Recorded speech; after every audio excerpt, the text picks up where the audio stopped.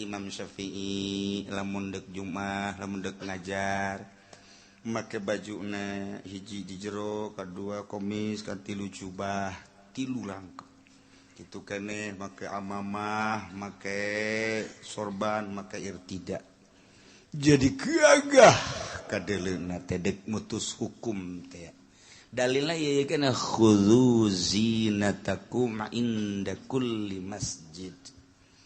Nah gitulah di samping khusus nutupan aurat secara wajib tambahan adab-adabanana dalilna ieu nuluykeun caritaan tentang kebutuhan manusia di alam dunia setelah Kangjeng Nabi Adam turun di surga ka bumi ku gara-gara kagoda ku setan nafsuna tidak terkendali nu dilarang dilaksanakan ku Kangjeng Nabi Adam sesuatu perjalanan sebenarnya mah kuari aya di alam dunia ya nek di bumi mun teu kitu meureun eueuh pasar kemis eueuh Cikupa eueuh Sarwiti tapi ku gara-gara kos kitulah kuari aya engke bakal baralik deui urang ka kampung asli urang. Jadi urang teh ari asli nama horenganan urang kampung sorga. Oh mantep biasa. Urang kampung sorga sebenarnya mah nu kuari nu ngaran Udin Juned. Anu kuari teh ngaran Predi, nu ngaran Ale. Eta teh asli nama urang kampung sorga. Cak Gusti Allah pan eta teh urang aya kabeh di tonggong Kangjeng Nabi Adam. Seluruh makhluk nu bakal lahir ke alam dunia dipuatkeun di tonggong Kangjeng Nabi Adam. Cek Gusti Allah turun maneh Adam ke balik deui ka dieu engke geus datang ka waktu nama balik deui ka kampung halaman ke. Woi, urang teh engke bakal baralik deui ka sorga. Kulo amin. Kaganggu tante. Masya Allah. Ngan dijanjikeun ku Gusti Allah sakumaha maneh Adam. Cicing di sorga teh bersih ketika maneh teu bersih pan diusir ku aing ka dunia. Teu layak jelema nu teu bersih cicing di sorga. Anak incu maneh ge lamun hayang balik ka kampung halaman kudu bersih, teu beunang teu bersih. Iyalah urang kudu bisa ngebersihan awak supaya urang engke balik KTP urang asli Firdaus. Jadi engke aya di dieu ceplokan lurah kampung Firdaus. Si hade engke besi dicoret di dinya aya prak aya KTP kampung Jahanam. Aduh rada ngeri oge. Ada ngeri oge, ieu mah nu ngaraji di dieu mah pastilah KTP Firdaus ya. Yes, ya aya ge hiji dua meureun lah. Aduh, inggis ya KTP lah ieu besi. Bisa jadi coret aya di ditu kelurahan Jahanam. Pimpinanana eta malaikat Malik. Wow, aya di ditu mah pimpinanna Ridwan. Nah, seri bae malaikat Ridwan datang ke kuari malaikat Ridwan mah senyum bae. Masya Allah, ay malaikat Malik betul pernah senyum. Wah, galak. Kejam. Ya, itu bangsa penyiksaan mah algojo ge kan menyerek ngabunuh sori. Itu pantas atuh. Iya. Kangjeng Nabi Adam teh kuari geus aya di dunia di bumi kapanggih jeung Siti Hawa terus galaksanakeun toab tidinya menta ka Gusti yang nyumponan kabutuh-kabutuh diantara kabutuh nu pertama adalah jang nutupan aurat. Iyalah nu kamari dicaritakeun. Ya bani Adam qad anzalna 'alaikum libasan yuwari sawatikum warisha wa libasut taqwa dzalika khair dzalika min ayatillahi la'allahum yadhakkarun. Gusti Allah dibere khusus ka Kangjeng Nabi Adam umumna jang umatna supaya katingalina bagus supaya kadeleuna sarege pula atod-atodan jeung mesemna kadele ditutupan yuwari sawatikum warisa endek anu tina pakaian biasa atawa anu tina bulu tapi sing hade nu paling hebat mah walibasut taqwa zalika khair ngan kabelah dituna ditambahan sing hade ya badi adam malayaftinanakum syaitan ulah kagodaku setan sakumaha bapa moyang aranjeun kabeh di alam sorga baheula di kampung halaman sorga teh kagodaku setan akhirna turun ke alam dunia eta pakaian nu sakitu indahna nu sakitu luhurna pakaian kebesaran surga kita dicoplokeun ku Gusti Allah yanzi'u anhuma libasahuma akhirna turun ke dunia liuriyahuma sawatihima. Atuh sataranjang takwari Kangjeng Nabi Adam khususna geus dipersilakan untuk memakai pakaian menang hasil tina tatanen Allah nurunkeun hujan sanggeusna hujan kemudian jara di breng jara dari tina breng-brengan macem-macem diantarana jadi kapas diantarana jadi hewan tina kapas bakal dijadikeun ieu pakaian-pakaian tina hewan bakal dijadikeun bangsa sutra-sutra jeung kitu pakaian bulu pake Adam silakan jang nutupan aurat dipakailah ku Kangjeng Nabi Adam rapi Kangjeng Nabi Adam jeung Siti Hawa nu ditutupan teh kakaraknya tibujal kahandap kaluhur can ditutup tibujal kadengkul sakit Kangjeng Nabi Adam tibujal kadi lamun Siti Hawa na make ti dieu kaluhur dikitukeun jang nutupan pinarepna supaya ulah ajregan lamun leumpang kan nya milu ancul-anculan ditutupan pinarep jadi kadi solendang disolendang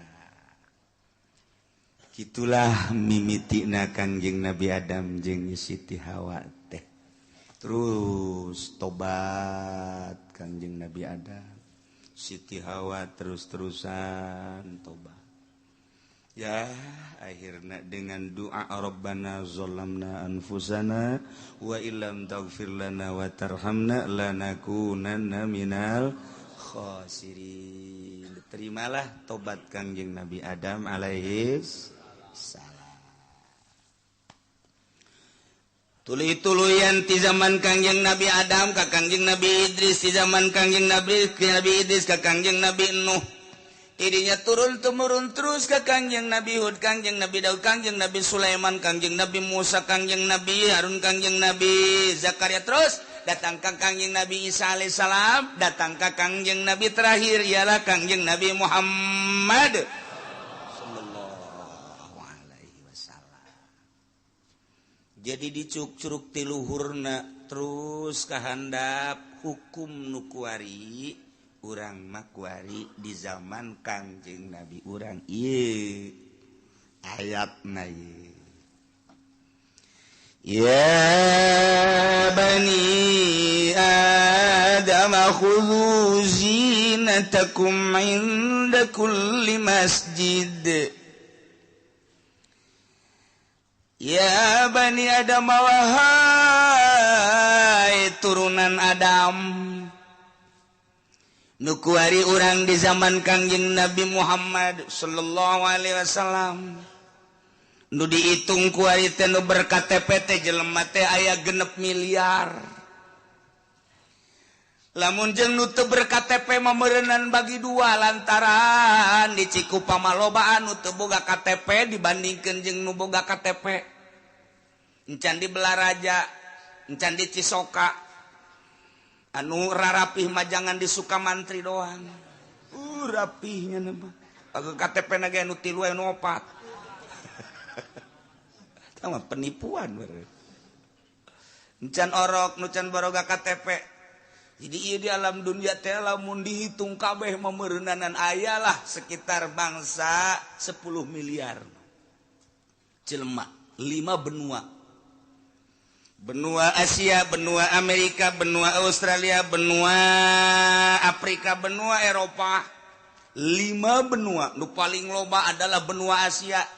Asia Tenggara, Asia Tengah, Asia Selatan. Wow, pohara di Asia.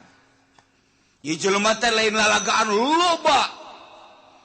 Nu paling loba agamana adalah kafir, nu kadua adalah agama teh Islam. Kafir jeung Islam lobaan kafir. Kafir seluruhna, ya Kristen, ya Katolik, ya Protestan, ya Buddha, Konghucu dan lain sebagainya. Islam nomor kedua. Tetapi haris mana tetap baik Islam. Kuari geus mulai ngadu. Kuari geus mulai ngadu gitu, saling menyudutkan. Di zaman Bush yang nyaritakan bahwa perang ini adalah perang salib. Tantangan berarti kan. Dilanjut kuari Obama nyarita perang salib. Nu dianggap bakal piawai ternyata sarwana. Nyana ngajatakan perang salib. Tetapi umat Islam masih keneh encan nyaritakan perang agama. Sebabnya di kotak-kotak di Indonesia menyebutkan perang agama, Malaysia menyebutkan perang agama. Munker perang di Palestina hanya orang Palestina menyatakan ini adalah perang agama. Munker perang di Irak hanya Irak menyatakan ini adalah perang agama. Lamun keur di kitu naon ngaranna di negara mana eta keur perang di dinya lah nya nyaritakeun perang agama. Di luar eta tetap baik nyaritakan perang agama. Syria perang nyaritakan perang agama. Obama geus nyaritakan perang salib. Di luar eta teu menyatakan perang agama. Dis ipis jasa berarti iman manusia-manusia anu beragama Islam geus ipis. Henteu saling membantu kudu nama kapan? Saling membantu kapan? Al mukmin lil mukmin kal bunyan yasuddu ba'duhu ba'don. Mukmin jeung mukmin telir teu beda jeung satu bangunan. Satu sama lain nu hiji menguatkan nu lain deui. Kumaha si urang nyieun imah dimimiti pondasi kemudian langsung naik tihang di jarumot. Oh, kunaon kana balok. Terus ieu nguatan jeung balok makin gede makin kuat. Terus rancanganna sampai ka wuwungan dan lain sebagainya. Ya sudu ba'duhu ba'don. Aya nu ngarempeak hiji ngaguling.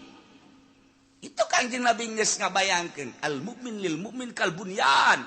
Mukmin dengan mukmin lain bae sakampung, lain bae sadesa, lain bae sanagara. Mukmin lil mukmin dunia internasional berarti kal bunyan. Hubungan urang jeung urang Malaysia, hubungan urang jeung urang Thailand, hubungan urang jeung urang Cina, hubungan urang jeung Mesir, jeung Arab. Wah bae ngah hiji bagaikan bangunan geus dibayangkeun ku Kanjeng seperti eta.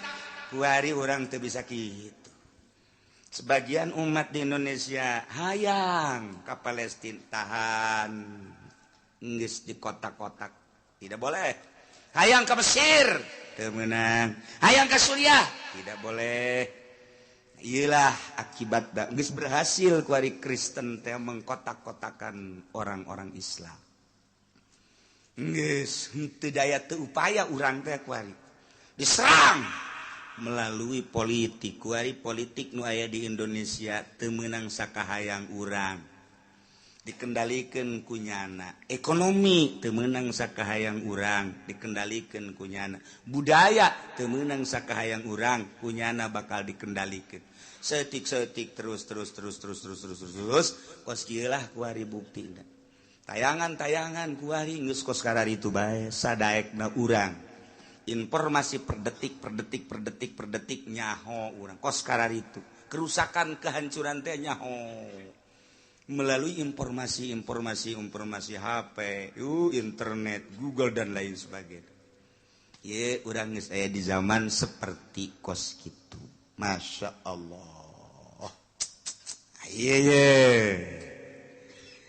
Turun ayat ieu sabab nuzul nama lantaran urang jahiliyah baheula teh di mana toab di Baitullah teh sataranjang teu make sahelai-helai acan lalaki, toapna ti beurang awewe, toapna ti peuting.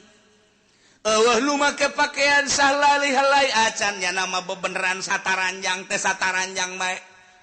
Lamun ditanya kunaon eta toap make sataranjang ceknya na kapan toap teh ngaleungitkeun dosa. Geus sakumaha dosa urang dileungitkeun awak urang ge ulah make nanaon geus sataranjang ucutan tina dosa ucutan tina pakaian sataranjang teu kira-kira pan eta ibadah. Waduh lamun urang kuari ka masjid sataranjang lalaki jeung awewe mantep betah sadang berenang teman. Haji Pendi mah moal balik-balik di masjid bae kunaon atuh geus pokona mah lah pokona bae pokona tuh iya. Asal-asal kos.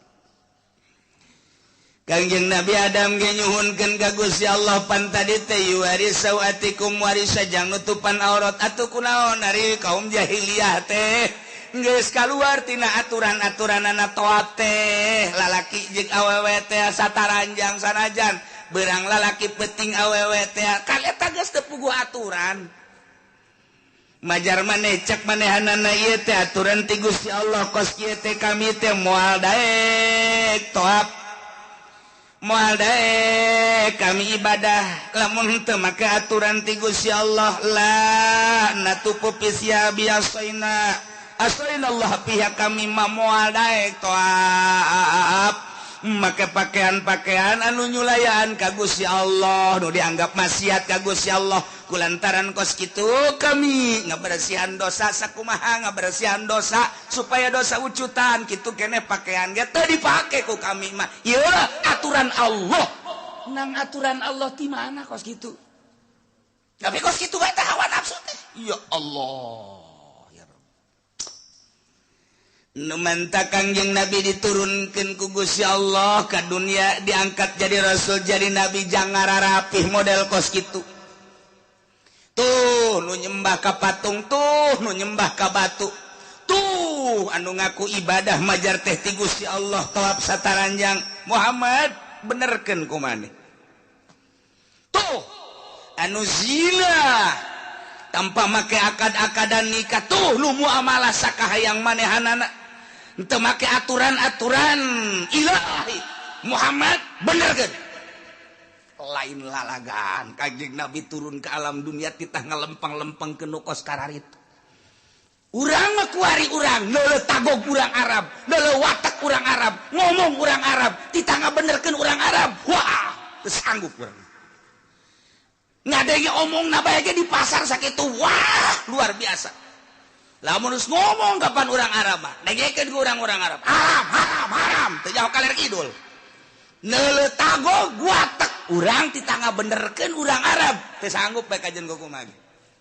boro-boro dakwah jangan dakwahan urang Mekah boro-boro dakwah jangan dakwahan urang Arab ieu ngadakwahan urang bojong bae hese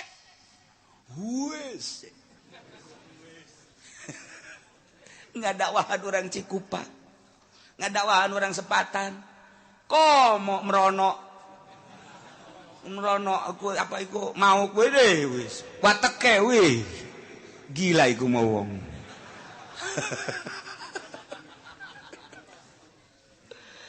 aduh cacalatona ge ora paham kita mah ge atuh iya merono merene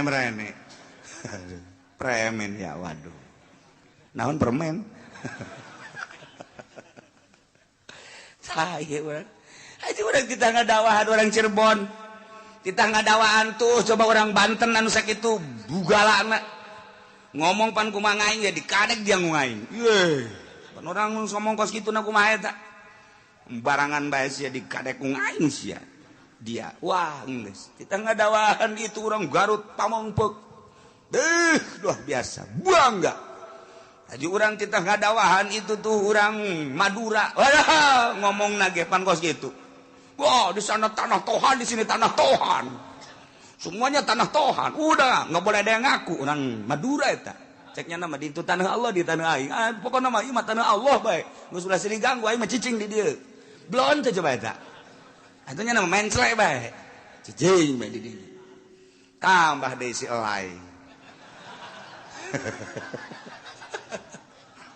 Eta tadi dakwahan baru bararangga jasa ngan aya Indonesia keneh talora urang untuk lah tarolah untuk keneh ngadakwahan urang lembur urang ngadakwahan urang Banten sakumaha nurut jeung teu nurut mah sabodo ngan mesti keneh bisa ngadakwahan urang Cirebon tapi lamun geus ditah ngadakwahan urang Mekah anu kos kitu tah wawa tekanana peuh pohara jasa nu mata Kangjeng Nabi diturunkeun henteu di Cikupa henteu di Cikupa lah cak si Allah Cikupa mah teu kudu tekudu cukup tamak ku si Junaid ge tekudu tamak teh diturunkeun di Cirebon kecil Cirebon mah tapi diturunkeun ana di Mekah beuh jelema nu radikal luar biasa tokoh anu sangat biadab Abu Jahal turunkeun di dinya beuh Kanjeng Nabi ngahareupan Abu Jahal ngomongna ge urang geus teu kira-kira pan Abu Jahal ditambah ku Abu Lahab ditambah ku Abu Sufyan aya keneh masih abu-abu eta Kanjeng Nabi turun tapi tenang wae Kanjeng Nabi iya Allah aya Muhammad benerkeun tuh nu nyembah ka kayu Muhammad benerkeun tuh nu nyembah ka patung benerkeun tuh nu nyembah ka batu benerkeun tuh nu nyembah ka makhluk benerkeun tuh nu nyembah ka dunia benerkeun tuh nu nyembah ka jabatan benerkeun tuh nu nyembah ka derajat benerkeun tuh nu nyembah ka mangsa tetek banget hiji bedakeun Allah teh hiji Allahul ladzi khalaqas samawati wal ard bedakeun dakwah Kangjeng Nabi ieu tah sapopoena oh Muhammad deuleu kumaneh itu nyingsat awewe mah make pakaianna nyingsat urang Arab teh baheula make pakaianna nyingsat lamun awewe teh kan saukur make ampok-ampok doang terus lalaki kitu keneh jadi narerted ka luhur kadeuleu ping-pingna bujal kadeuleu kos Mesir kan gitu teh uih kadaruluan kabeh Muhammad bejakeun itu tuh ulah kos kitu tuh make aturan-aturan muamalah nak itu kene ulah bangsa nu gagah jadi menang nu kuat jadi dahsyat nu lemah makin lemah kuari aya aturan muamalah bereskeun Masya Allah Kangjeng Nabi titah ngaberesan nu kos karari kuari mah nu patali heula kana pakaian tah urang jahiliyah teh di mana-mana toab teh sataranjang Muhammad benerkeun coba ge ayatna Ya bani Adam khudhu zinatakum inda kulli masjid. Turunan Adam khudhu copot ku aranjeun, jieun ku aranjeun, pake ku aranjeun zinatakum pakaian-pakaian aranjeun kabeh. Zinah mah hiji hal. Nu dimaksud nama libas berarti ieu teh majaz. Majaz mursal min itlaqil hal nu diitlaqkeun nama hal zinah tingkahna tapi nu dimaksud nama libasna tuh ay mayasturu auratakum inda kulli masjidil masjid makan tempat tapi nu dimaksud mah ieu teh salat jadi min itlaqil mahal wa iratil hal berarti kan majaz kene bae sarua jeung kieu bejakeun Muhammad ka umat anjeun turunan Adam ketika deuk salat deuk toab khudhu zinatakum pake pakaian nu sesuai jeung aturan ketika deuk salat tutupan aurat lalaki baina surah war rukbah awewe mah sakabehna iwal kafain wal wajh wal kafain bedakeun bedakan kita ketika toab sarua awet ilal wajah wal kafain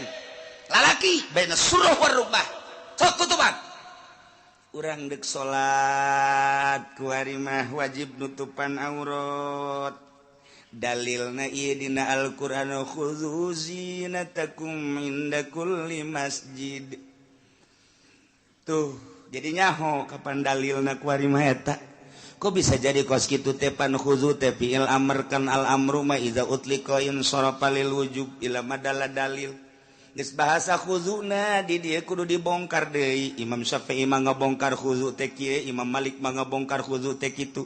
Urang mah geus tarima asak bae kuari mah nyaritakeun para imam-imam mazhab yang ngaji henteu mondok henteu atuh deuk teu puyeng kumaha atuh aja saminggu sakali ge eta ge sesa atuh heula mun teu keur ngabesan jang ngabesan mah teu ngararaji bae tetep kitu ge sesa ge lumayan jang naon ngamahmur-mahmurkeun tukang uduk lumayan ieu kudu zina takur hese zina ge nu dimaksudna kapan libas pake ketika urang dek salat itu ukuran nama baina surah warukbah ulah kadele dengkul ulah kadele bujal dengkul jeung bujal nama tamah lain aurat ngan aurat mal katutupan lamun bujal jeung dengkul teu katutupan sarua jeung malatimul wajibil bihi bahwa wajibun kos jembatan anu disebut jembatan nama antara sisi ieu jeung sisi ieu bobolong antara sisi ieu jeung sisi ieu eta ngaranna jembatan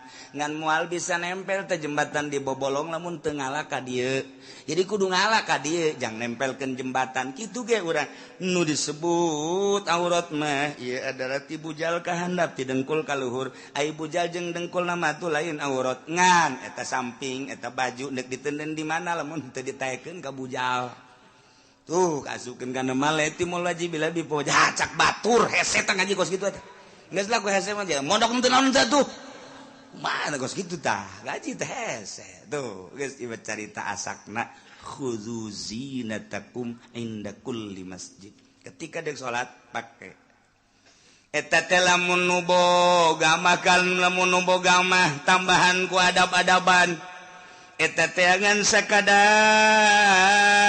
jang kawajibanana hungkul ditambahan make kasunahanana adab-adaban mata Kangjeng Nabi malamun dek salat teh make jubahnya nama make komis nu rapi di samping make baju gamis di jerona make sirwal make calana sanggeus teh make calana make jubah komis ngaranna kemudian Kangjeng Nabi mah make amamah udeng-udeng di dieu di samping amamah ditambahan deui ku irtida di dieu gagah keur makasep Kangjeng Nabi teh ditambahan ku adab-adaban anu luar biasa urang neuleuk Kangjeng Nabi seperti kitu pohara masyaallah entek cek Kangjeng Nabi malam ya tamam bahwa syaitanun sajelema nu teu make udeng-udeng eta adalah sarua jeung setan geus urang lamun hayang hese-hese teh neuleuk setan ieu bae nu dihareup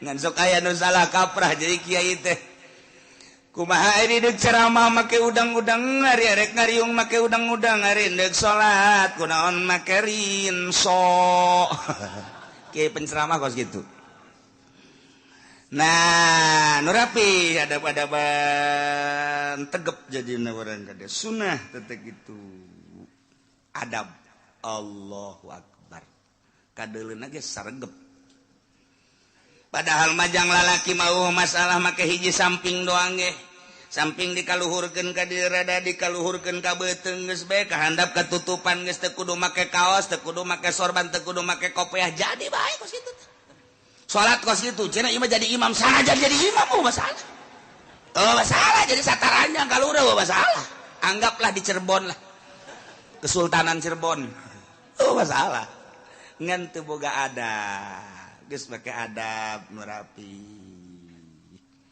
malah kabelah dia nama diatur ku Kangjeng Nabi nu bagus mah hiji pakaianna namun aya manu putih nomor kaduana nu bersih ka hiji nomor kadua nu putih lamun eueuh nu putih nu polos lamun teu boga kakarak make nu aya gambar-gambaran kebeneran di dinyana make batik aya semar di sisina aya gareng aya cepot begitu orang salat di tukangeunnya nah atuh nu kabayang Asep Sunaria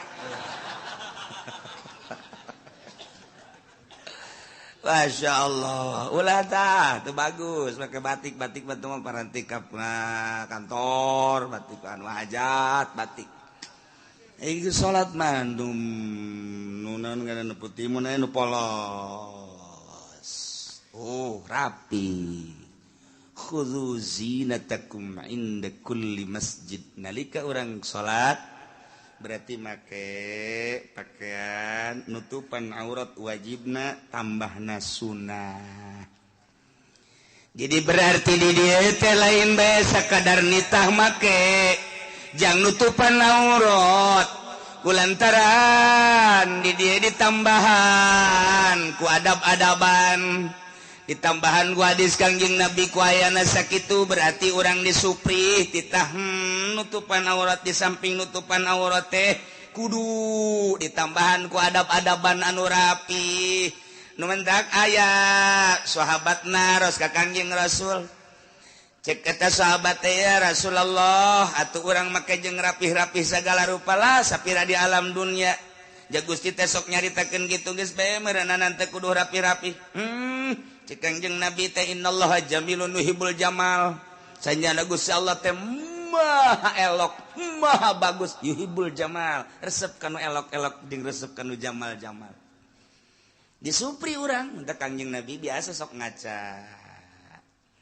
abeh rapi kadelina ngan ngacana ulah mohokeun bersyukur ka Gusti Allah kena cilaka ngaca teh jang bersyukur urang dek Jumat sing hade kumis besing ke di dieu aya keneh tulang lah man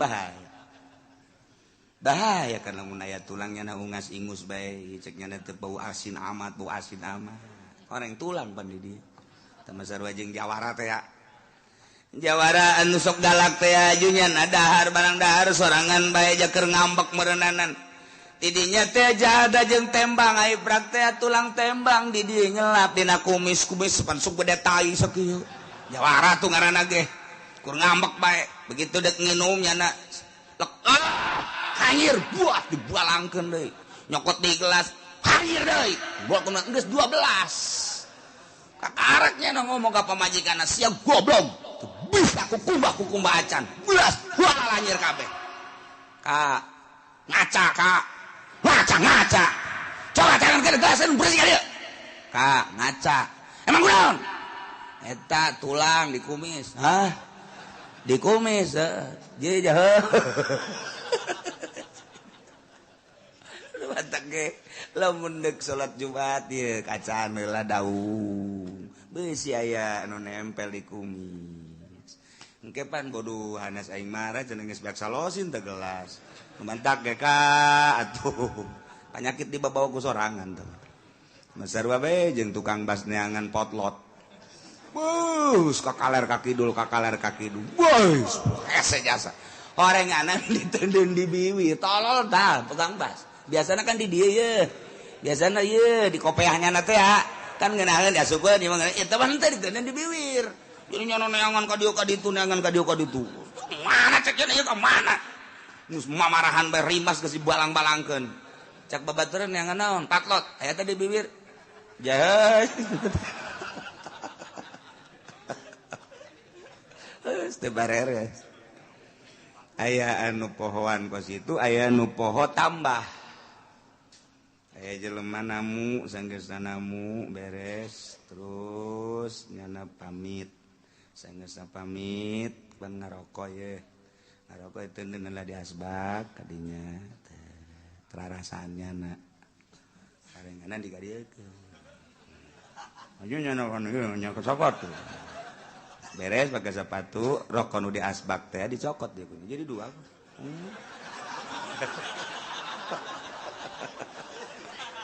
tinggal lu boga imah bae bos tolol ting saya ditamu karok-karok lain dibawa ceknya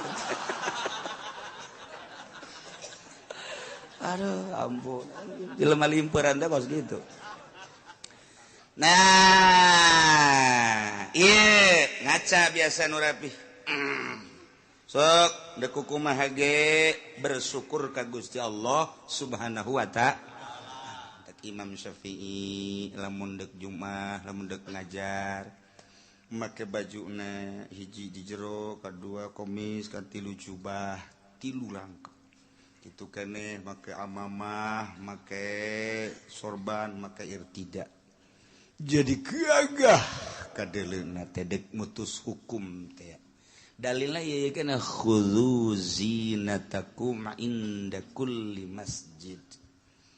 Nah gitulah di samping khusus nutupan aurat secara wajib tambahan adab-adabanana dalilna ieu malah mun teu boga lamun teu boga mah saaya-aya bae kabeneran teu boga sama sakali ieu mah teu boga sataranjang masalah salat sataranjang ngan ulah berjamaah sorangan salat teh sorangan di kamar Allahu akbar sorangan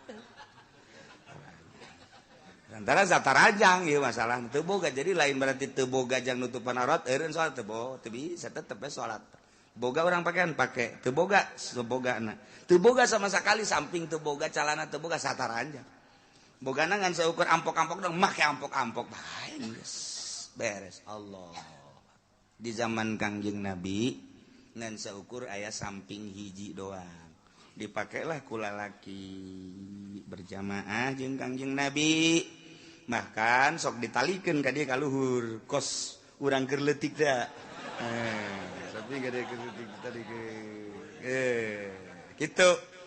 Nah sebab orang Arab mah yang praktis bae Bang Sunang abeh henteu ieu jadi teu make calana teu make naon ieu bae samping ka dieu geus awewe kan salatna di tukang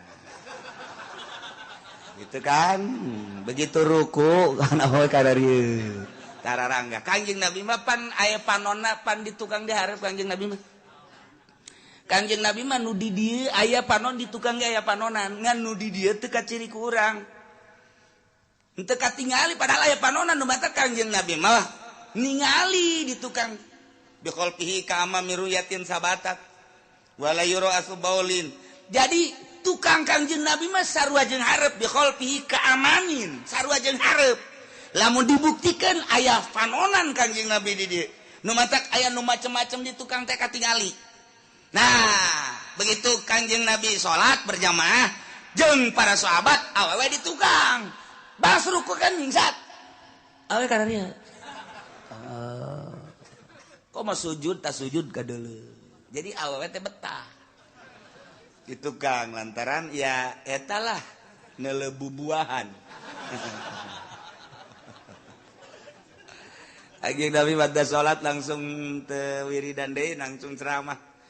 Para jamaah sadayana lantaran memang kaayaan urang darurat kuari urusan pakaian maka berjamaah mah dilanjut cuman wayahna ulah waka hudang awewe lamun lalaki can nangtung cakangin ke lamun lalaki geus nangtung kakarak awewe hudang kitu keneh engke tina sujud ulah waka awewe hudang lamun lalaki can nangtung eta awewe sing tarawel kabeh babaturanna kanyawannya urang kanyawannya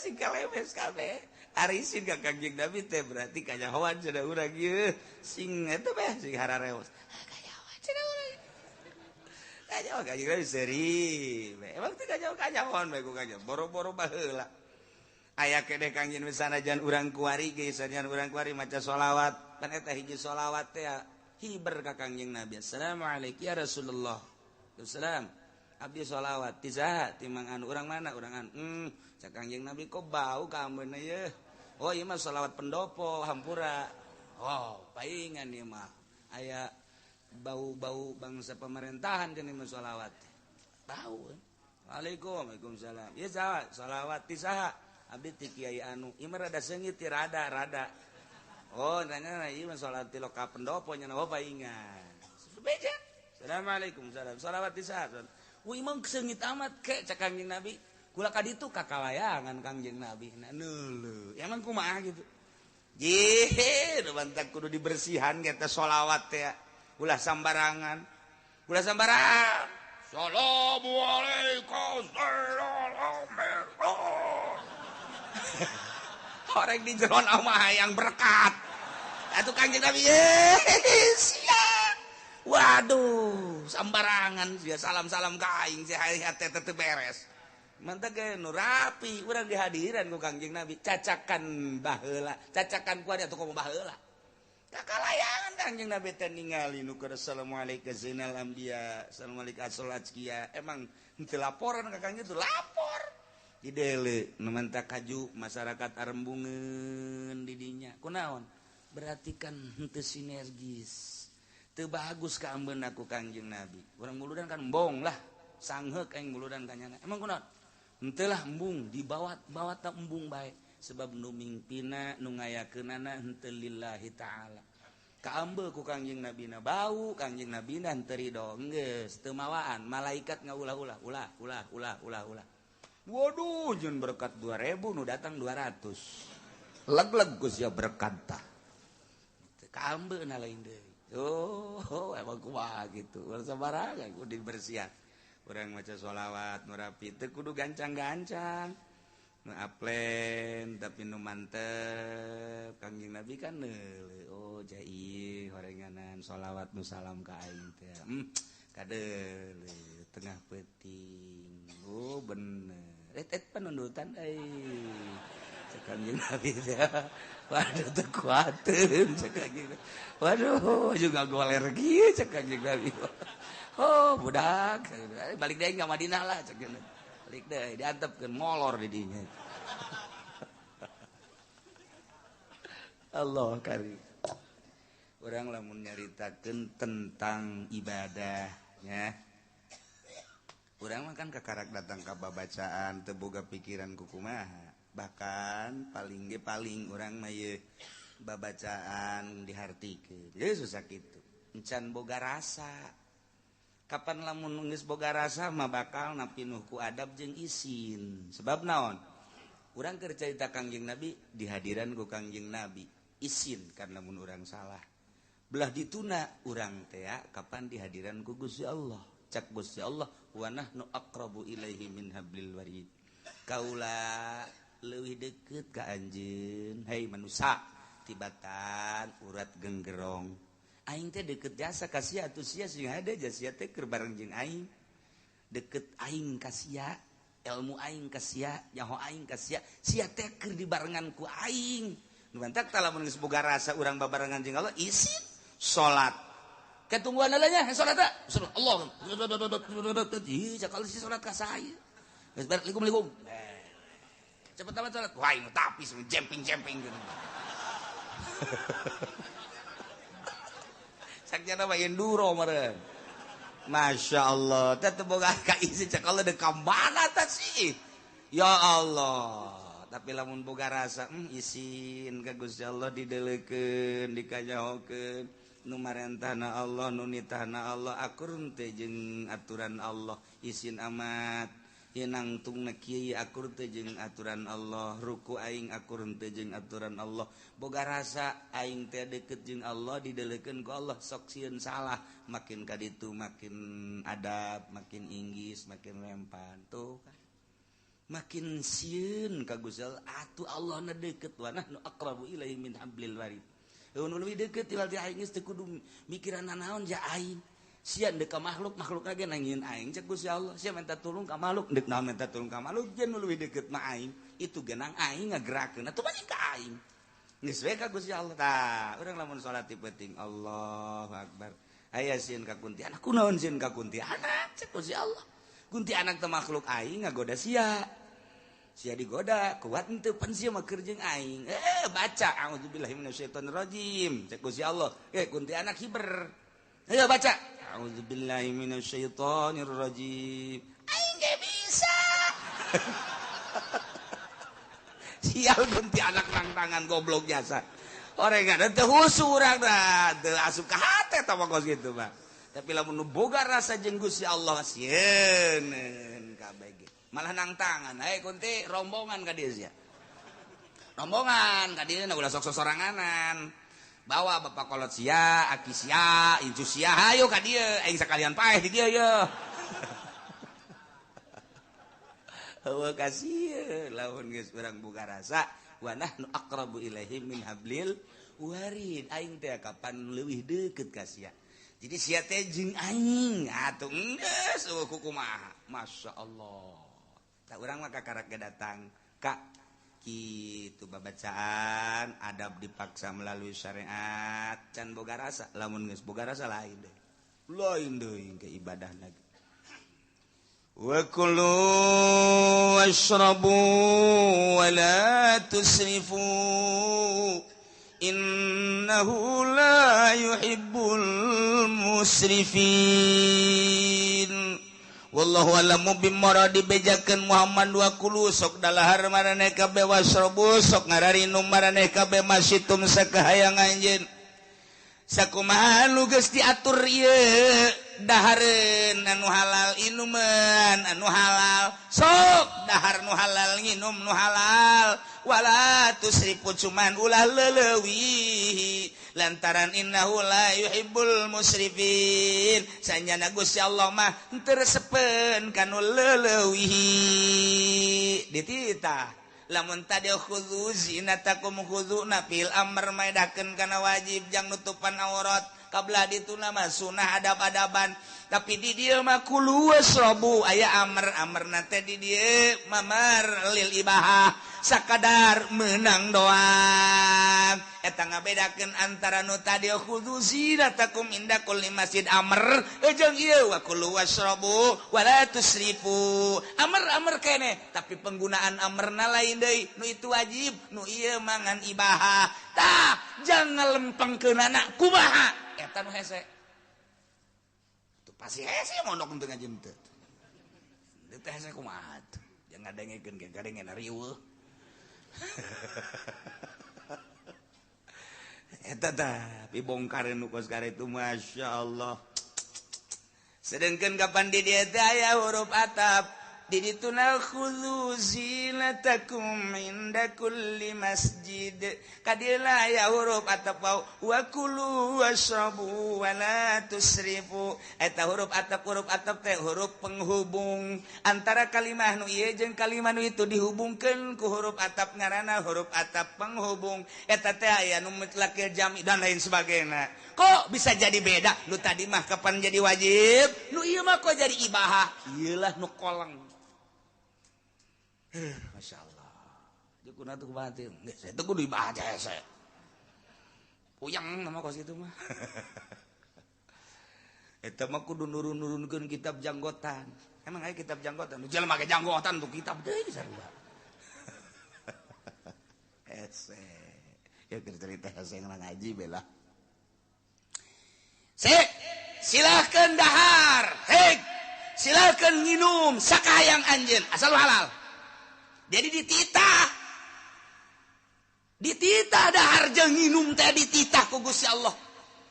Lantaran memang geus jadi adat kekuatan manusia teh ku Gusti Allah geus dibagi-bagi. Aya nu kekuatan dahar jeung nginumna teh kuat samingguan. Sakali dahar saminggu. Aya nu kuat 5 poin sakali dahar 5 poin. Aya nu kuat 3 poin sakali dahar 3 poin. Aya nu kuat sapoe sapetingan sakali dahar aya nu kuat sakali dahar genep jam kudu dahar deui jadi sapoe sapeting 4 kali dahar ulah disengsarikeun ulah nu kuat nang Allah nu teu kuat nang Allah tinggal urang kembali ka diri urang aing sapoe sabaraha kali daharna nya balik ka diri urang oh aing mah kumaha manggihna bae manggi isuk-isuk uduk sikat berang saeutik aya sangus sikat deui aya deui nu mau berkat sikat deui aya deui nu ngariung kasorekeun sikat deui aya deui anak mawakeun sikat tah teu reureun dahar burung kulu wasrobu jadi ulah yang serikeun kanu sok dahar loba dahar lantaran di dieu ge dijelaskeun wa kulu wasrobu nu ulah sote wala tusrifu ulah leulewi berbagai ulama nyaritakeun tentang wala tusrifu artina ulah leulewi teh hiji leuwih teuing datang ka kamangkaraan cara Raja Namrud dahar kudu ngeunah bae beres dahar wo nyana susurian kenyana ka WC dicolok deui utah ke istirahat sakedeung dahar deui Wow, susurian kayak menang bangsa saparapat jam 20 menit colok deui. Jadi hayang dahar bae blon eta teh. Pangeran Raja Namrud teh jadi ngaku pangeran. Nah, kos kitulah Raja Namrud. Ieu Isrop ngaran. Atawa Isrop teh hukum mustahil ngadahar sakumaha ka hayang urang. Ieu hayang caplok, ieu hayang caplok, ieu hayang caplok. Hat, aya seubeuh na seubeuh ngan sakumaha ka hayang diturutkeun. Eta ge Isrop. Sarua bae. Kuduna kumaha? Sederhana. Bagi tilu cak Kangjeng Nabi di awak urang. Kok kosong beteng teh bagi tilu sasulus jang dahar. Sasulus seperti lu deui jang cai, seperti lu deui jang napas. Tah lamun urang bisa kos kitu awak teger bae. Awak sehat bae. Bagi tilu ye awak ye beteng. Seperti lu jang dahar, seperti lu jang cai, seperti lu kosongkeun. Urang mah kok kosong datang ka. Eta kadi. Malah mah dahar teh baru budak turun heula digejlug usak kumaha karunggoni. Lain leuwih teh eta mah. Kulu washrabu wa la tusrifu. Lamun urang nyaritakeun sejarah Syekh Maulana Hasanuddin, Syekh Maulana Hasanuddin teh manehanana ieu 3 bulan sakali daharna.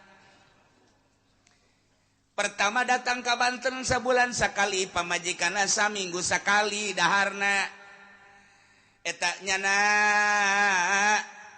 nyindiran ka pamajikan dekirha ibadahna sia mah atuh saminggu sakali dahar bae dekirha ibadahna eta saminggu sakali ge basi disindiran keneh bae. Ambo atuh pamajikan urang mah teu bisa ngomong kumaha. Eueuh ibadahan ngan dahar mah lulu. Saminggu sakali disindiran. Mikir pamajikanana, naiklah sebulan sekali. Kulantaran naik sebulan sekali, Maulana Hasanuddin 3 bulan sekali. Masya Allah kari. Nyindiran deui. Dikira ibadahna teh sebulan sekali make dahar. Oh, cak pamajikanana kubae. Oh hara ujung-ujungna Syekh Maulana Hasanuddin mah 6 bulan sekali daharna. Turutan ku sia jengker sia. Ulah saturut-turut dah. Lamun aya hiji waliullah, lamun aya hiji jelema suluk, lamun aya hiji jelema ndek ibadah ka Gusti Allah 5 poe nya nan candahar. Kabeneran geus 5 poe candahar nya ngomong, aduh beteung lapar amat. 5 poe teu dahar nyaritakeun beteung lapar. Eta teh cak guruna, sia ulah ibadah suluk di pasar sia cicing. 5 poe sia ngarasa lapar ulah suluk sia cicing di pasar dahar bae sia. Eta 5 poe ge teu meunang nyebut lapar, jelema deuk jadi wali mah teu meunang. Henteu meunang. Geus bae. Urang mah pan lain 5 poe. Urang mah lain 5 poe. Isuk-isuk ngaji ngadaruduk 2 piring. Jeung endog 5 sagegede kieu. Pohara kan? Eureun ngaji geus kieu deui bae. Padahal sia nyeri lapar aing. 5 poe jelema ibadah ka Allah 5 poe nyebut lapar. Gas, ulah diteruskeun sia ibadah cak guruna. Ulah diteruskeun cicing di pasar dagang sia kos kitu mah. Masya Allah. Gusti Allah kan. Sidina Umar nyekelan beteung kieu. 2 poe candahar. Kabeneran kapanggih jeung Sidina Abu Bakar Siddiq. Sidina Abu Bakar Siddiq nanya ka Sidina Umar, aya naon? Mun minta tulung cek kunaon? Ieu beteung geus diganjel cenah ku batu. Emang kunaon? 2 poe teh dahar. Kula masih 3 poe. Oh. Geus 3 poe kunaon? Iya tuh. Itu isin Sidina Umar kieu we. Eta tuh cek teh. Geus 3 poe mah.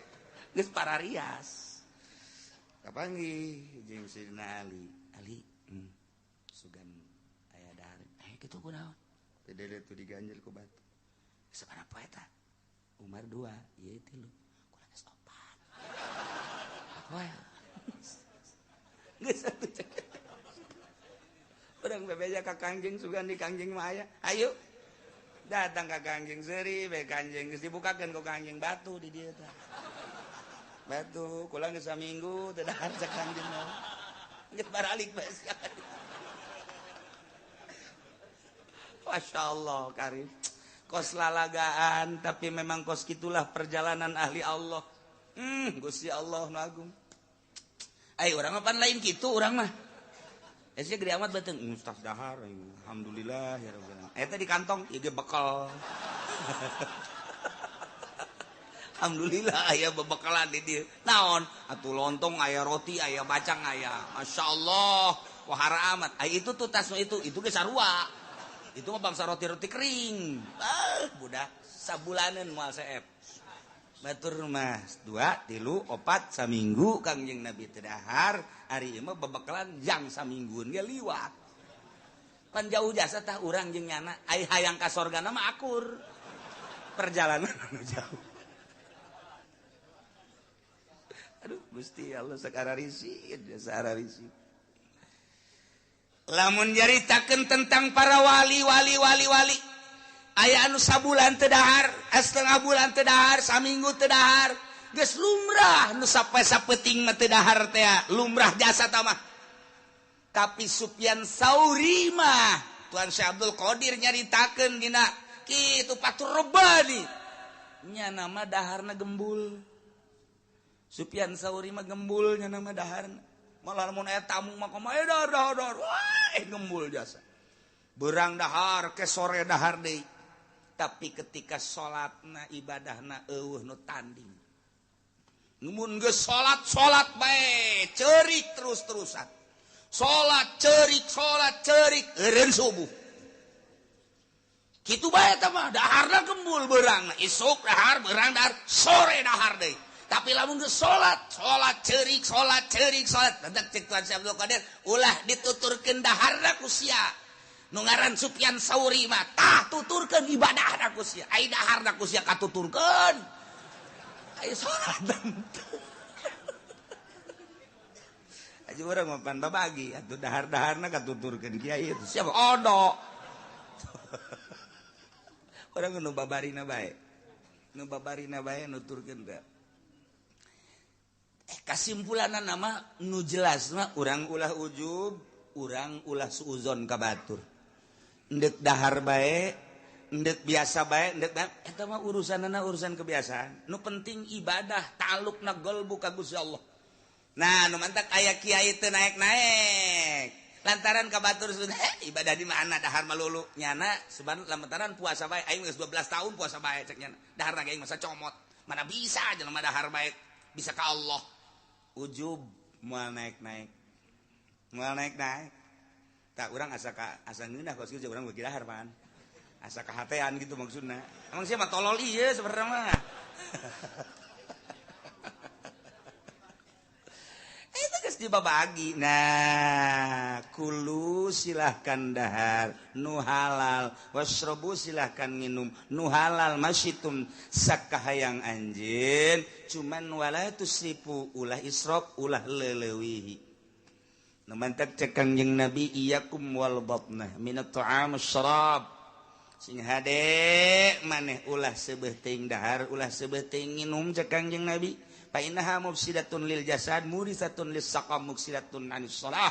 Lantaran seubeuh dahar seubeuh nginum ngarusak kana jasad, ngawaris kana gering, jeung mumul kana salat. Coba ge urang tas magrib dahar subuh, jasa subuh nginum subuh, jasa haju ngadenge suara adzan. Allahu akbar, Allahu akbar. Aju ge urang. Allahu akbar, Allahu akbar. Rokok ditendeu di asma. Asyhadu la ilaha illallah. Teu nyaho tak la ilaha illallah. Ngan datang ka asyhadu anna Muhammadar Rasulullah. Peureuh murah. Eta teh nyaho la ilaha illallah. Pamajikanna nama pajar Ki Haji salat teh ka masjid. Beres di sepi pan tok trok. Geus beres teh ka haji. Sugan teh ka masjid. orenganan ambo rokok kena samping kabelum kiai oplok diudageun ku bos kaji udang beak ke samping tak rokok ye emang geus adzan lain geus adzan dia jam sabaraha emang teu ka masjid ji adzan geusan aya adzan geusan teu nyaho eta sebeuting dahar sebeuting nginum atawa teu dahar teu nginum sarua Allahu akbar teu dahar teu nginum lapar sarua ya asbade sarua la ilaha illallah jadi urang mah lapar teuing hees sebeuting molor oh bener na tadu mah teh iya kumal batta min ta'am masal ulah sebeuting sebenarnya sebelum ngarusak kana jasad ngawaris kana gering eta teh jasad teh rusak gering akibat tidak makanan komo ayeuna makanan kimia mah jeung mawa kesel mawa mumul kana salat mantap wa alaikum bil qasdi fihi ma maneh kudu sedengan cek Kangjeng Nabi dahar jeung nginum teh fa inau aslahu lil jasad sedengan teh ieu ngabereseun kana awak wa abadu minas sarab jeung ngajauhan tina leuwih wa annallaha ta'ala la yabghudul habras sabil Allah pang bendu-bendueunana ka kiai nu lintuh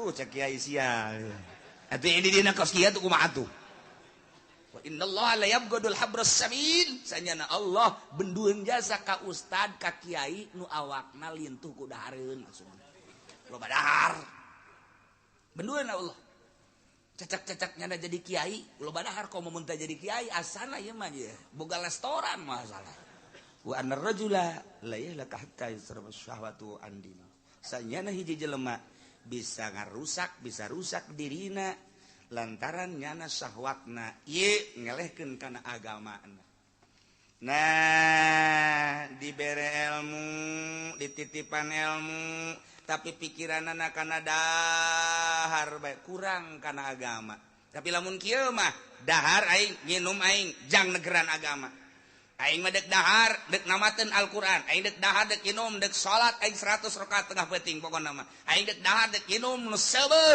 jang mutolaah eta mah masalah kos kitu mah heuh masalah ieu mah lain pan asal dahar seubeuh nginum seubeuh hajuba sakumaha kotok dek endogan plok plok plok plok plok plok dingeunah-ngeunah pananggalna kitu geus teu nyaho inget bumi alam ieu dahar aya carita dina kitab ajaib karangan Imam Karmani aya dokter Nasrani tabib Nasrani nanya ka Ali bin Husain bin Waqid ya Ali laisa fi kitabikum min ilmi tib syai'un kitab anjeun mah kitab Al-Qur'an eueuh nu nyaritakeun tentang ilmu kedokteran sakmet ge eueuh beda jeung di kitab kami Injil dina Injil diterangkeun wal ilmu ilmani ilmul abdan wa ilmul adyan ilmu dua aya ilmu patali jeung awak ilmu kedokteran aya ilmu patali jeung agama syariat Injil mah tampil dengan prima ku kami setelah diteliti di Al-Qur'an laisa fi kitabikum min ilmi tib eueuh nu patali jeung ilmu kedokteran lamun nanyana ka urang heuheuhan tapi kulantaran nu ditanyana cucu Kangjeng Nabi Ali bin Husain bin Waqid begala lahu sambarangan qad jama'a Allah ta'ala tiba kullah fi nisfi ayatin min kitabih Allah geus kumpulkeun ilmu kedokteran seluruh ilmu kedokteran teu kudu loba-loba dina Al-Qur'an sapotong ayat dengan sepotong ayat seluruh ilmu kedokteran tercakup Injil mah kudu babarabayan ieulah loba teuing hese nalarna Al-Qur'an setengah ayat seluruh ilmu kedokteran aya buih sok dokter parah amat sih ye Quran mah tampil dengan prima teu kudu ayat-ayatan cara Injil sapotong ayat gole cek tabib Nasrani cek dokter Wamahia coba mana ayatna baca kunyana wa kulu washrabu wa la tusrifu innahu la yuhibbul musrifin. Sok dalahar maraneh kabeh untuk menjadikan kekuatan awak lain ilmu kedokteran sinaon. Wasrobu inum kumaneh minuman-minuman anu halal tapi wala tusrifu ulah loba teuing lantaran lamun loba teuing cek ilmu kedokteran ieu teh bakal nutupan kana pernapasan.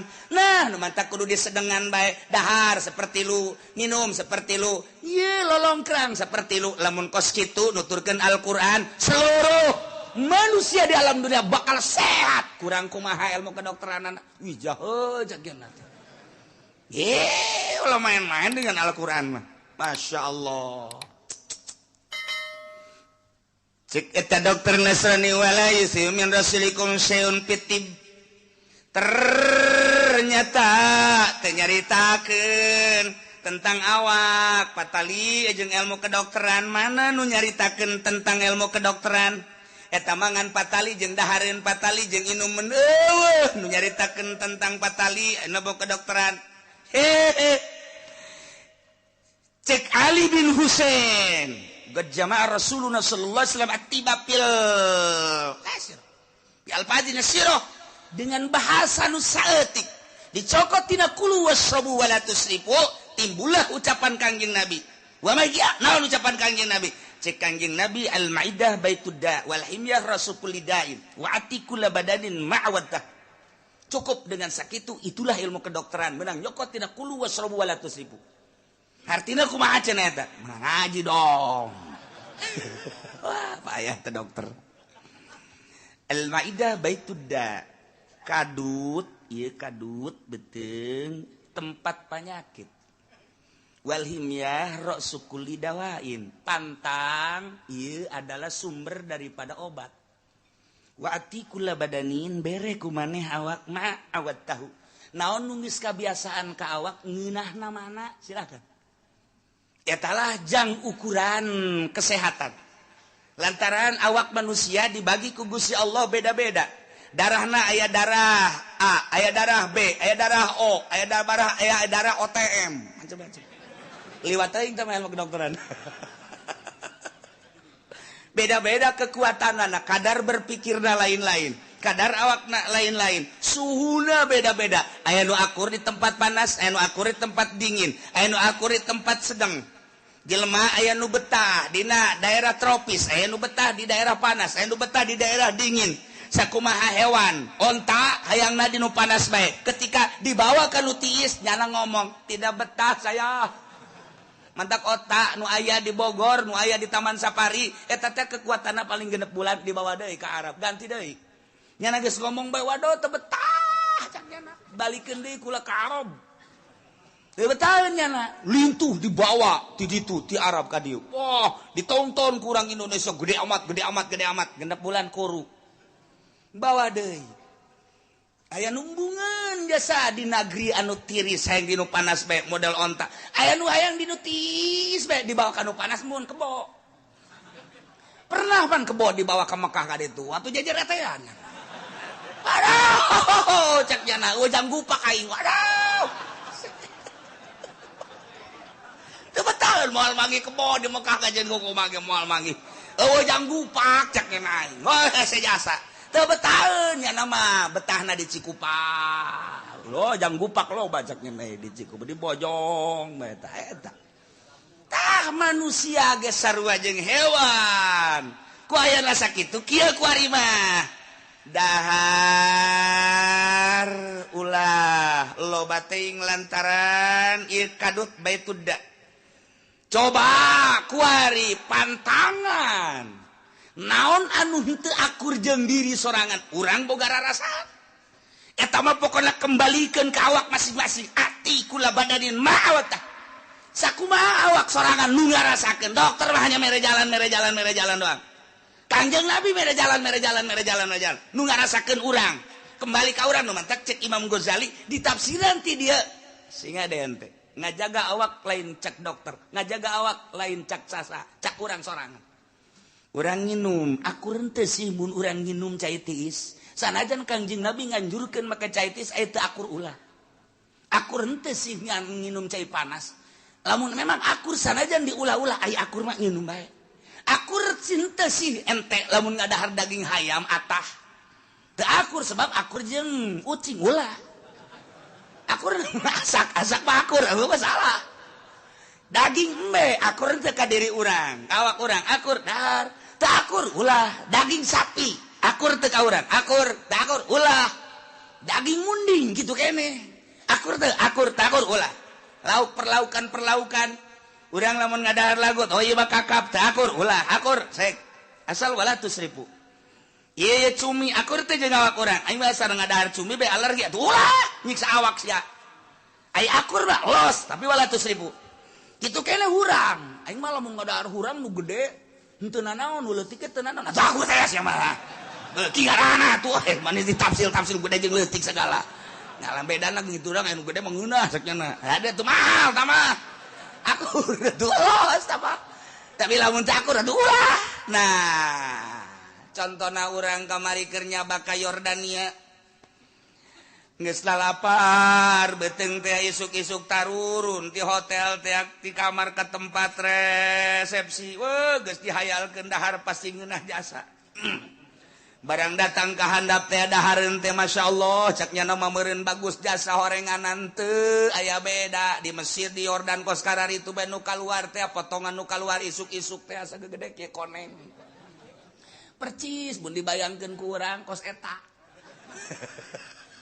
asal deuk dahar bae satu sisi beuteung lapar di sisi lain pasti kapanggih jeung eta deui bener bae percis potonganna kos eta ngan dicorok doang gitu bareng ngalat ya sok aya ngahayal saeutik akur amat ye gedena jeung konengna akur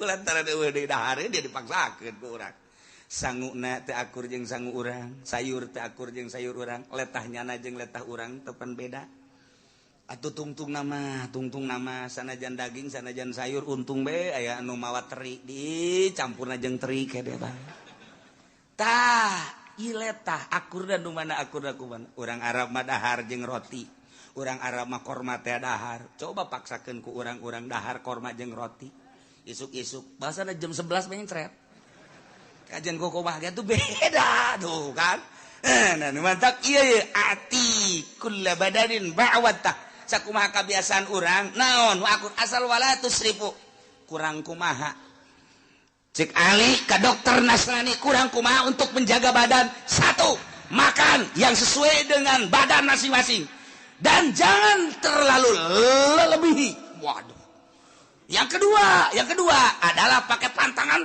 kalau memang di situ gak akur dengan pedas pantangilah pedas kalau memang di situ tidak akur dengan daging kambing pantang daging kambing pantang nu mantak di riadohan urang deuk ka Allah mah make riado make pantang seluruhna pantang kabeh ieu hampang awak teh lamun akur nu teu akur mah dahar bae sih ulah keur zaman baheula keur ngora dongeng seetik riado di Cirebon jeung babaturan dibere sanguna ngan sakieu doang kan hiji sakcomot doang magrib sacomot aya nu geus ngurandang ka sumur teh geus teu kuat kula mah kuat bae eta babaturan 10-an kageteun ente mah cenah kuat amat aing mah alhamdulillah pokona ku Allah mah masing-masing dibere kekuatan geus ulah hese nyana ngurandang nimba ge geus teu kuat teh nimba ku kula ipang nimba ke musan mang 3 poe 4 poe 5 poe saminggu teh ente mah cenah kuat wih atuh dibere dibagi-bagi ku Gusti atuh lain kok bangunnya ceng harau iya tuh masalah geus skala luar tah saminggu 20 hiji poe 40 poe geus skala luar mau sehat bae pan geus baliknya mah karuru kula henteu nyana mah kuru tinggal tulang doang 40 poe kula henteu sehat bari nungguan mobil aya ente pancen pan sehat amat tah aing dahar sih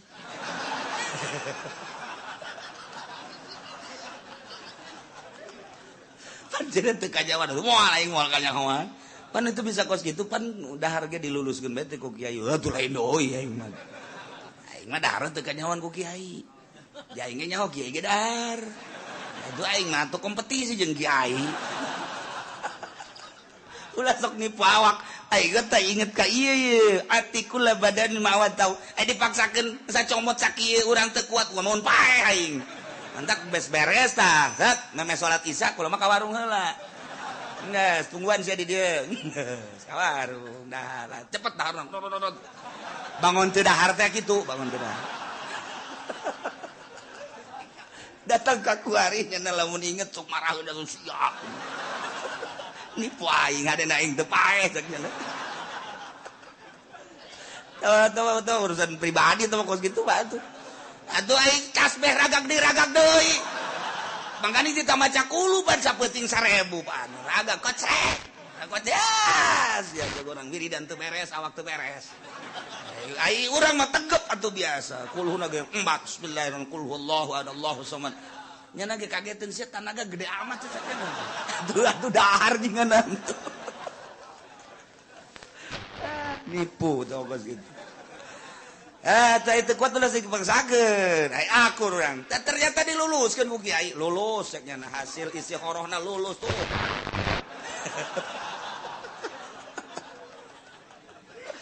Masyaallah dalalakun keur ngora eta kos kitu lulus we biasa. Nyana mah nyana anu daharna sacomot nu aya nu teu lulus duaan urang Bandung. Teu lulus ieu mah teu lulus anu kudu ulangan etus ya. Nya teu dahar nya teu lulus.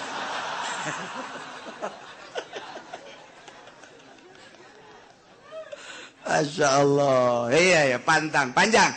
Lamun di non gitu ngaranna dipetakeun praktekna bahasa Kangjeng Nabi Al-Maidah baitud da wal imya rasukul dawa. Wa atikulla badan ma'awata panjang Imam Ghazali nu nerangkeun panjangna masyaallah pohara jasa dokter teh akhirna pakola cak dokter masyaallah macaraka kitabukum wala nabiyukum Jalinus Tiban pohara amat horenganan kitab anjeun teh ngaleuwihan dokter Jalinus pan sumber ilmu kedokteran teh Jalinus ngaranna dibejakeun tah seluruh ilmu kedokteran teh dina Injil di Jalinus berarti ngaleuwihan kitab Jalinus yung pohara jasa Al-Qur'an akhirnya asup Islamnya nah. Tuh batur mah kos kitu debat lantaran ikhlas dijawab sapotong ayat kulu wasrabu wala tusrifu innahu la yuhibbul musrifin asup Islam. Kangjeng Nabi dilanjutkan ku ari wala syakka annahu temang-mang deui yakin Sayyana Kangjeng Nabi Muhammad alaihi salatu wassalam babullahil a'zam lawang menuju Allah nyana anu nungtun urang yap ka dieu yap yu hayang ka Allah hayu cek Kangjeng Nabi hayu kula mah utusanana wauh jasa jeung Allah besi hayang kapanggih jeung Allah hayu wasyafi'ul akram nu tukang nulungan ka Allah abdi mah bobolokot geus tanggung jawab cek Kangjeng Nabi hayu pan aing mah ieu teh boga syafaat hayu cek Kangjeng Nabi tuturkeun hayu aing ka dieu yap weh mantep jasa abdi mah keur baringung deukeutan kulapan kulama deukeut ka Allah abdi boga keperluan macam-macam hayu ka dieu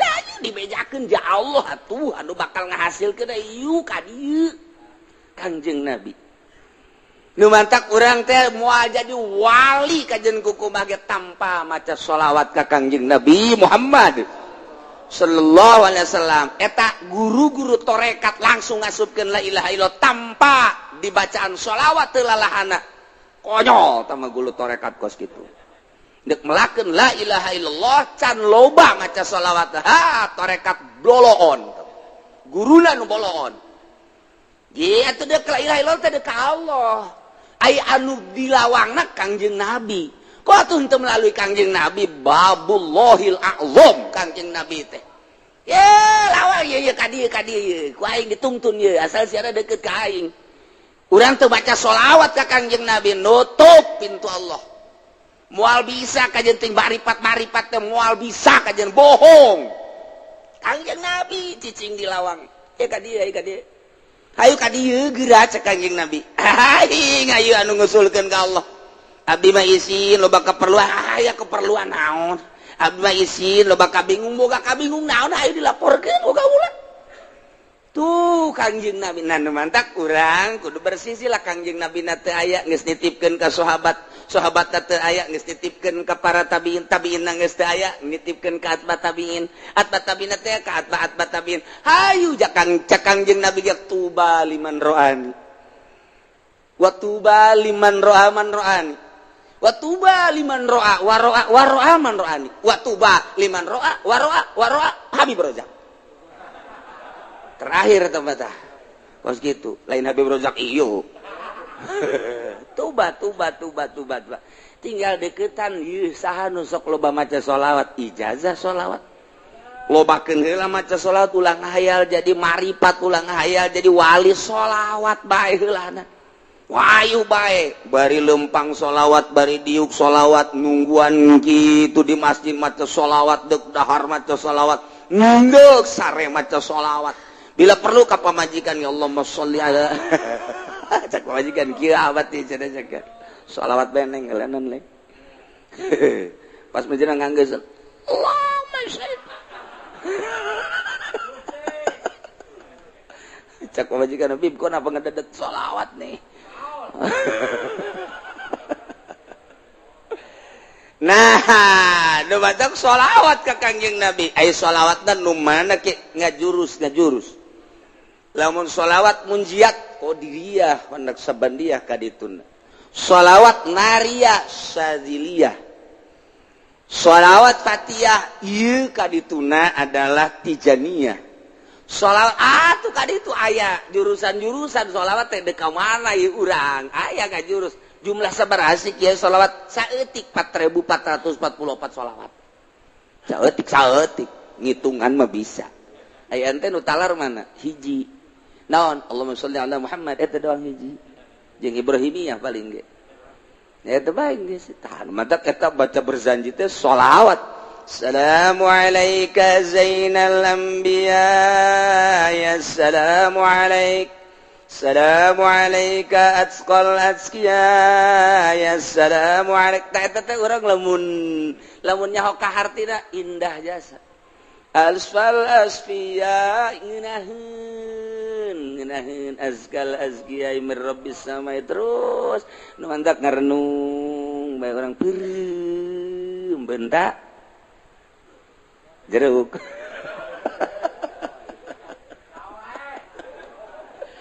Masya Allah nah kos gitulah nikmat jasa Kangjeng Nabi hayu tepikeun Kang ke ku sebab sering jasa urang maca sholawat haju urang ngahayal sabisa-bisa urang ngahayal teh make ilmu kaistimewaan Kangjeng kemuliaan Kangjeng sehingga kagambar Kangjeng teh dina hayayan urang dina benak hati urang kakasepan kagantengan kagagahan kaistimewaan zahiran wa batiran moal teu ngimpi urang moal datang ka teu ngimpi kajen kumaha ge nu dihayalkeun eta okos urang ngimpi ngahayal hayang mio ngimpi urang ngahayal hayang mio kaimpi urang naik mio wah dina impian nabrak kebo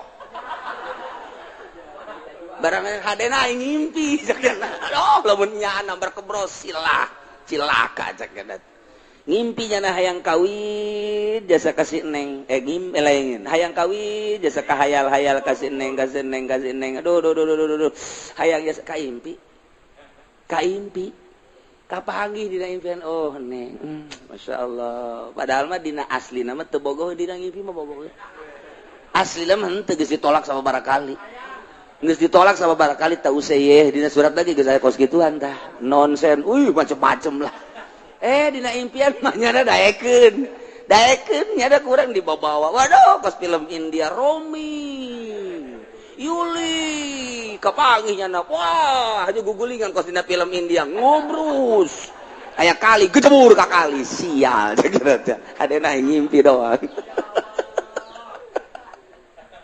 tah eta teh ya impian teh ya nu mantap kabagi aya impian anu asli aya impian kembang aya impian khayal tilu urang ngeuli ge kitabna ya gitu atau aya karangan Imam Ghazali Ta'birur Ru'ya aya Ta'birur Ru'ya nu meuli waring letik aya karangan Imam Ghazali caritaan ieu supaya ngimpi nu asli sebab jeung Kangjeng Nabi bapan teu bisa anu setan ge setan teu bisa ngarupakan ku sebab urang terus-terusan bae komo tamah macan amsarati fuman wa farqani wal hubya taridul ladzati bil alami maulaya sholli wa sallim daiman abada ala habibika khairil khalqi kullihim amsarati fuman wa farqani wal hubya taridul ladzati bil alami maulaya sholli wa sallim daiman abada ala habibika khairil khalqi kullihim min amsarati fuman. Nah dibaca kurang meme sare wudu heula tas ngala wudu mandi nu bagus mandi heula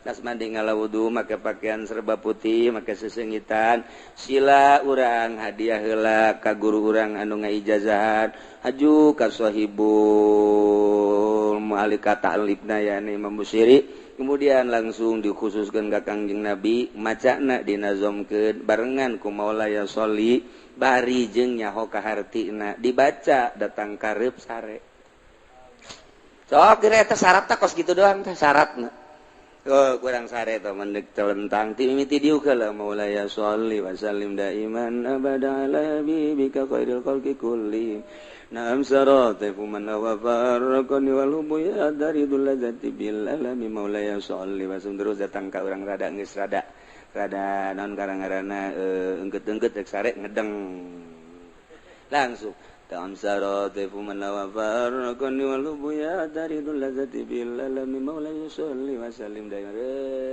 PS sakali henteu dua kali ka ditu da mangim pasti jasa kula carita da bulan puasa tah terus bulan puasa tuh lempang ka Imah Ki Soleh kadinya di Imah Ki Soleh lewat jembatan ayo jalan kakak tuh kukula nanya ayo si jalan ke mana ieu nanya wi jalan ke Madinah padi Imah Ki Soleh coba teh belah diri Imah Ki Soleh ieu Madinah sedang jalan anyar cak nu ditanya teh nu bener ieu jalan anyar bagus teh guguran we kula lompat bener teu kebal aya Masjid Madinah ya Allah jah ieu Masjid Madinah ieu aya orang Arab kan anu unggal lawang aya orang Arab boleh dikasep tidak boleh ini khusus orang Arab cek nya jeuh neangan deui lah aing nyaho lah loba lawangna cek urang teh pulau itu aya deui orang Arab udah kasep tidak boleh khusus orang Arab cek nya orang ajam tidak boleh lupat ka ditu unggal lawang aya orang Araban cak pemikiran teh jak Kangjeng Nabi malai nabi orang Arab jan nabi kabehan naik aing ka jeung kumaha ge naik kula ka luhur begitu naik ka luhur urang cek nya nggak boleh naik kadulu dihandap wah kerumunan aya Kangjeng Nabi tuh ngancan katingali Kangjeng Nabi na ngan dina impian bingung ieu aing ngaragageun mana ringsek asana ringsek aing ieu ka mana ieu aju di tukang penjagana turun teu meunang dihandap geus katingali kerumunan Kangjeng Nabi belah ditu ngancan katingali Kangjeng Nabi na jauh jadi kula ditungtung gitu tah ngan aya di luhur akhirnya kula turun ke handap alhamdulillah begitu nanya itu Kang Jenab cenah buru-buru macet jelema teu bisa ka ditu hudang can kapanggih jeung Kangjeng Nabi geus hudang waduh cek kula teh masyaallah maksud tapi pan lumayan datang ka Masjid Madinahna yeay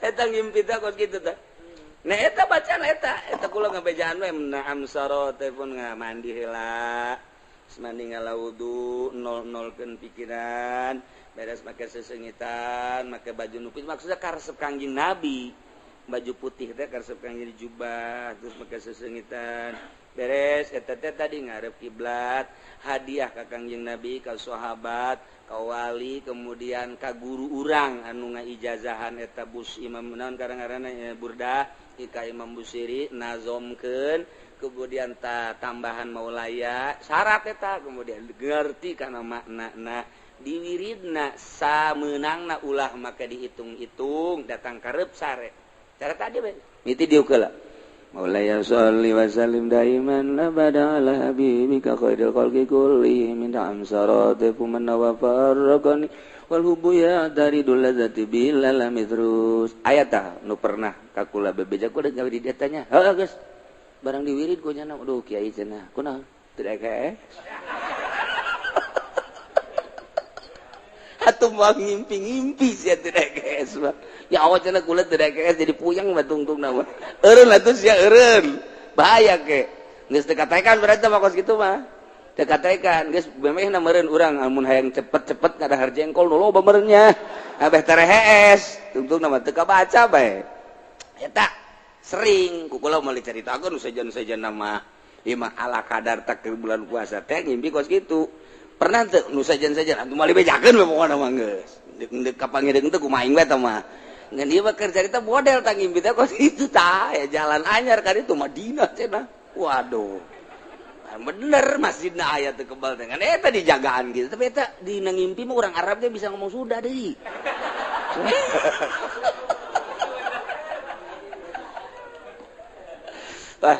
abah bebeja baheula abah waduh tas ngimpi kasasawan teh bebeja ka kula bebeja aduh abah anu ngimpi kepanggih jeung Kangjeng Nabi pohara jasa tah mah geus pohara aju di Madinah eta mah lain ngimpi aneh abah mah mantap kaju 3 poe teu ka masjid da abah moal ka masjid cenah 3 ieu mah heulanan kurang henteu bebeja asa sare asa henteu aya Kangjeng Nabi nu mantak atuh teu ka masjid abah asal eta kitu asa 3 poe masyaallah geus saya caritakeun lah tah eta wiridanna eta kan abah terus munjiata nu paling dia tah munjiat tunjina mah kudu diijazahkeun heula ta eta Kangjeng Nabi asal geus urang kapanggih pernah kapanggih jeung Kangjeng Nabi bae lain neuleunan naon ihina neuleunan teh hina eueuh deui pangindah-indahna ngimpi kapanggih jeung Kangjeng Nabi mah geus indah jasa nikmat jasa kababayang bae deui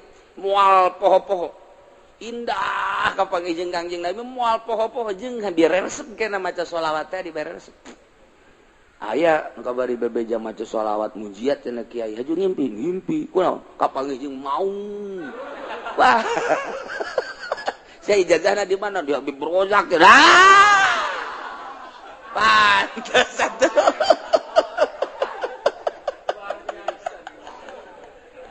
aduh masya Allah atuh untung tak kapanggih jeung maung sia aduh gagah maung mah ih salah ijazah masalah tes ya nyaho cenah diberen aja kos kitu